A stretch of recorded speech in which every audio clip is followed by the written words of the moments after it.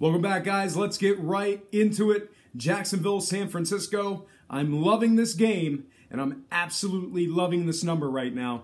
I have not been this excited about a number all year long, especially in the past 2 months. Now, the Jags opened this one up as the 5.5-point favorites, which is a number that I'm extremely fond of. Not a great number, but a really, really good number for a hot Jaguars team who just doesn't let anybody into the end zone. But wait, guys, this one gets a whole lot better. The public bettors are actually fading the Jaguars in the early going here.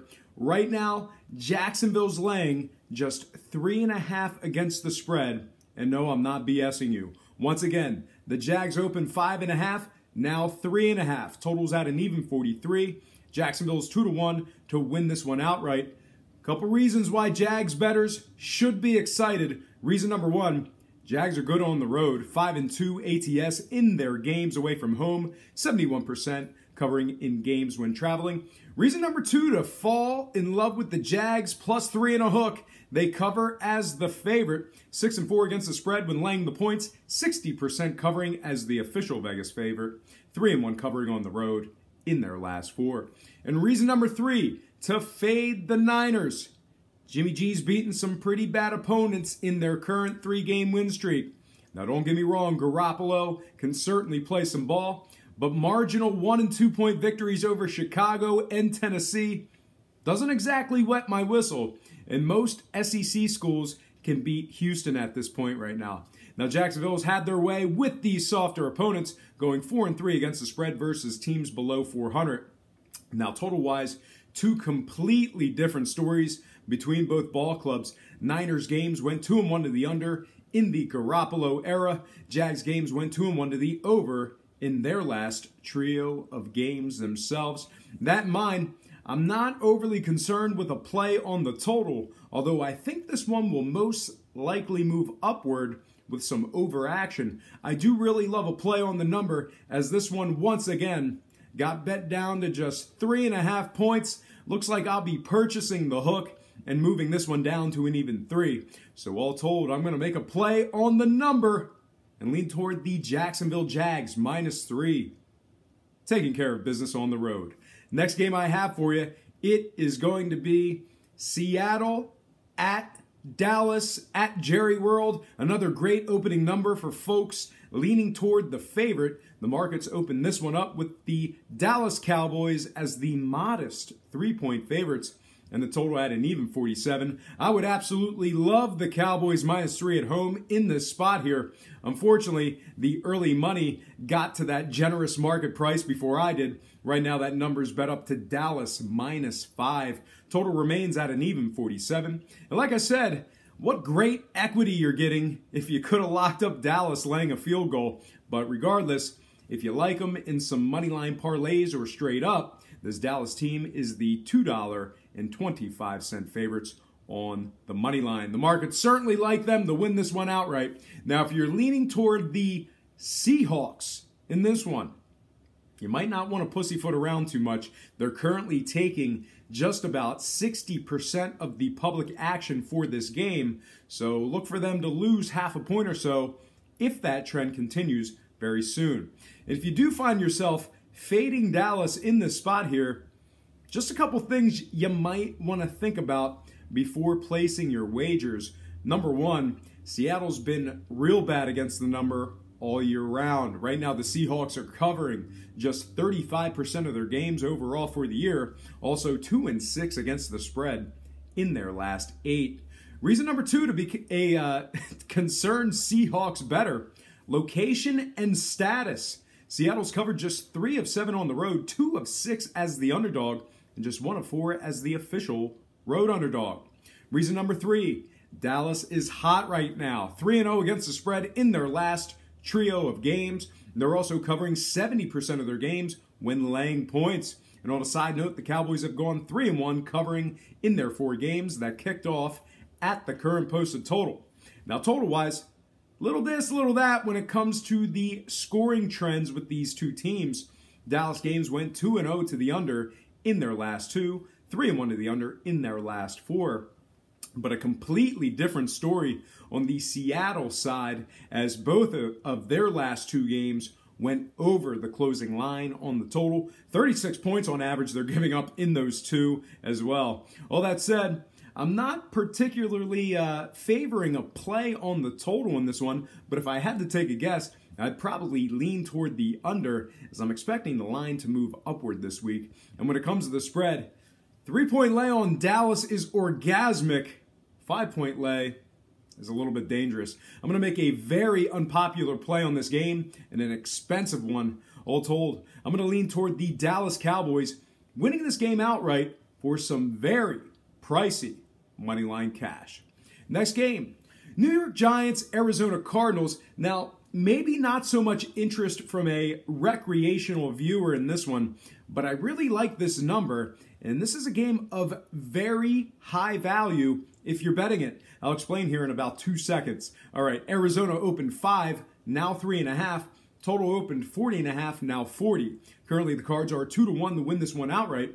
And at the moment, the G-men continue to take money, a little over 60% of it to be exact. So if you're fading the Cards in this one, just be patient. You'll probably find yourself shedding another half a point or so real soon. Giants getting some value here. Public bettors must have been impressed with that near win against the Eagles last week, or it could just be they're fading the Cards pretty hard here. A couple reasons why I think Giants bettors should have some concerns. Number one, dismal overall record against the spread. This Giants squad is covering just 43% of their games overall with a 6-8 record against the number. Tough break for Giants backers all year round as they covered just 6 of 14 games overall. Reason number two, Giants' recent woes. Aside from the front office dumpster fire, the Giants have lost their last 4 straight and have dropped 7 of their last 8. They're losing by an average of 11 points per contest in their 4 most recent defeats. And reason number 3 to fade the G-men. University of Phoenix Stadium. This Cardinals squad has turned it on in the friendly confines, going a perfect 3-0 against the spread in their last trio of games on their home field. Now, scoring-wise, nobody's expecting a lot of scoring in this one, neither the markets nor their patrons. Total once again opened at a low 40.5 and got bet down to an even 40. Arizona games are 2-0 to the under in their last couple. They averaged 13 points per contest in those 2 as well. Now on the Giants side of things, 4 out of their last 5 matchups also went under the line themselves. Giants averaged just 12 points per game in those unders for the record. So expect the Sharps to come barreling in on the over in this one. Can't imagine it would be their strongest play during this NFL Week 16, but I certainly do not see this line getting over 41.5 by the closing number, and I'm referring to the posted total. That said, I'm foregoing a play on the total and the money line in this one. I do like the Cards at home here. All told, I'm going to purchase the hook, buy it down, and lean toward the Arizona Cardinals -3, getting the job done against the number. All right, next game I have for you, it is going to be Pittsburgh, Houston, another real good number in my opinion. Pittsburgh opened 10, now 9. Totals at 44 flat, and Pittsburgh's 440 on the money line. Love Pittsburgh in this spot here. I'm not going to let the trends talk me out of this. I think 9 is a great number for them here. I'm really looking forward to an inspired, pissed off team this week who feels they got slighted by the refs, slighted by the NFL. You do not want this particular bunch of guys playing with a chip on their shoulders. Now, with AB out, things will certainly change a little on offense, but you might just get yourself a little dosage of that old school Pittsburgh football where they just pound the ball on the ground for 40 to 45 times a game. Now, here's a few areas that concern me when it comes to the number. Reason one, Pittsburgh's been ice cold against the number as of late. They're actually on a 4-game losing streak against the spread. This Steeler team is also just 1-5 against the spread in their last 6 games. Now, reason number 2, can't cover on the road. Pittsburgh's failed to cover their last 2 games when traveling and have failed to cover the spread 4 of 7 times away from home this year. And reason number 3, I'm concerned about Pittsburgh laying the points. When the Steelers are giving up points, they just can't win against the number. Right now, the Steelers covered just 5 of 12 games as the official Vegas favorite. Even worse, they're covering just 33% of their games as the official road favorite. Now, scoring-wise, we've seen a ton of it in these Pittsburgh games. Actually, very exciting games to watch this year. I've gotten into this really bad habit of just expecting every Steelers game to be 13-10, 12-9, 17-13. You know, real ugly, traditional Steeler games. But I'll tell you, these Pittsburgh games have been fun to watch this year, and definitely, most recently, they're actually 3-1 to the over in their last 4. And the lone under I just mentioned was that 27-24 shootout with New England a few days ago. So a lot of offense in these Steeler games. Now on the other side, we're seeing a much different story in these Houston contests. The exact opposite of Pittsburgh. 3 out of the Texans' last 4 matchups went under the posted total themselves. Not sure where the public will lean with regard to the scoring. Don't have a real good beat on the total in this one. I'm definitely looking forward to an inspired Pittsburgh effort in this spot here, though. So all told, I'm going to lean toward the Pittsburgh Steelers, -9, taking care of business on the road. All right, I'm going to slide to my next and final game for the show. Oakland at Philly, Christmas night. And I'll tell you, what a depressing spot in life if you're an Oakland player.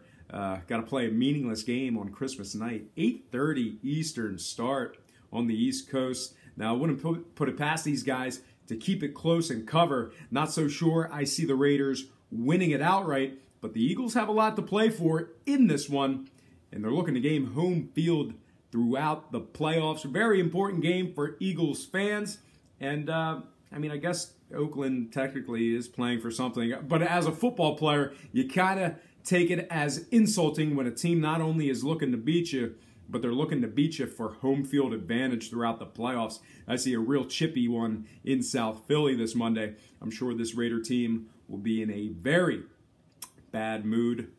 First down with the credit card or whatever that was. But that said, Nick Foles has had some pretty good success against these very Oakland Raiders in the past, so it could be potentially a very entertaining game. Enough with the semantics. Let's get into some numbers. And when it comes to the numbers, the markets opened this one up with the Birds as the 8-point favorites and the total at 48.5. Since the betting opened up, Philly took most of the early money in this game. Eagles are now -9 against the spread. Not a whole lot of folks expecting offense in this one either. Total open 48.5, now 48 flat. Look for the Birds to be included in everyone's moneyline parlay this week. Philly's 4-1 to win this one outright. Now, when it comes to the spread, I really can't use the trends to justify a pick on this game. Philly's trends are mostly based off a Wentz-led ball club. Meanwhile, Oakland's trends are just god-awful. And sadly, I'm leaning toward them strictly on a gut feel. Here's a few reasons. Here's a few reasons why I shouldn't be leaning toward the Raiders. I'm going to try to talk myself out of this one. Reason number 1, to fade the Raiders. They're a horrible covering team overall. Now, depending on where you're shopping at, this Oakland team's covered just 4 of 14 games on the year. This Oakland squad is literally covering just 28% of their games for the season. Reason number 2, to fade the Raiders. They're terrible on the road. This Raider squad's failed to cover 6 of their 7 games away from home this year. And they're also covering just 20% of their games as the official road underdogs. And reason number 3, to fade the Raiders in this spot here. Good teams absolutely pound them. This Oakland squad's covering just 20% of their games versus teams with winning records. They also went 0-2 against a number versus teams allowing less than 21 points a game. Now, scoring-wise, tons of unders in these Oakland games. 5-0 to the under in their last 5. Meanwhile, on the Philly side, somewhat similar story. Their games went 3-2 to the under in their last 5 themselves. I think it's about time we see this Philly D step up and get back to their regular form. Coach Schwartz's defense got torched the last couple of weeks. I'm looking for them to prepare well with the long week and get back to their normal style of play. All in all, I really want to make a play on the Raiders to cover here, but their trends are just so damn bad. And really, how can I take a West Coast team playing in South Philly at 8:30 Eastern on Christmas night? I can definitely think of better things to do with my hard-earned cash, like making a play on the total. All told, I'm going to lean toward a defensive struggle in this one. I'm also going to lean toward the under 48 points in this one. All right, folks, that is going to do it for my third installment of NFL Week 16 picks. Thanks for tuning in. I certainly appreciate it. Don't forget to fill out the poll questions in the comments section. And the poll questions will also appear in the first minute of the video every 10 seconds on the top right of the screen. All right, folks, that is going to do it for me. But before I get out of here, I have to remind you that I am not a sports betting expert, nor do I implore you to take any of my picks. A wise man once said, good ain't free, and free ain't good. And for some reason you decide to use the free information on this program, you're utilizing it at your own discretion. Most importantly, if you're betting any of these games, do it safe, do it responsibly, and most important, have fun. For Rock Page Productions, I'm Brock Page, and have yourself a positive day.